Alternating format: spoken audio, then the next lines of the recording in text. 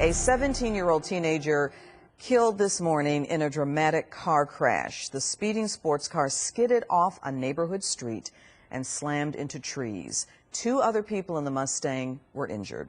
This crash happened at about 10 o'clock this morning in southeast Arlington off of Winter Pass Trail near Loop 360. Phil Alvarado's first on Fox 4 News to tell us what happened before the wreck. Phil. Clarissa, many of the students here at Seguin High School in South Arlington really in shock over what's happened. You have that 17-year-old who's died. Arlington ISD says he's not in the district, but they say the driver of that car does go here to Seguin High School. Police not identifying the driver or one of his passengers at this point.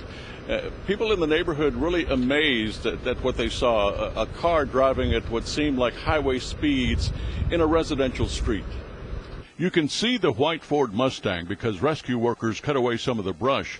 The impact was so strong, the car disappeared into the wooded area across from this residential street. It was totally engulfed in the brush and the vines in the woods, at least 3 to 5 feet deep into the woods. Ray Young was mowing his lawn. You see him from Sky 4 telling police everything that happened. He heard the Mustang before he saw it. I heard tires squealing, primarily due to the excessive rate of speed. Certainly wasn't brakes. Arlington police say 3 people were in the car. The front seat passenger was killed. The Tarrant County Medical Examiner has identified him as 17-year-old Michael Rawls. The Arlington ISD says he is not a student in the district, but the AISD says the driver of the car is a student at Seguin High School. Some of his friends say he's expected to be okay. He's quiet. He can just be out to himself most of the time. But I chill with him. I sit at his house or whatever, and he just play the game. He's a cool person. Police say the other man in the car is in his 20s. Ray Young is a former police officer. He figured the Mustang was going about 70 miles per hour. Something else he was sure of. It wasn't going to end well. There was no way he was going to be able to negotiate this curve, not at that rate of speed. Young says the car hit the curb and went airborne into the brush and head-on into a tree. Other students, friends of the driver, came to the scene, stunned by what they saw.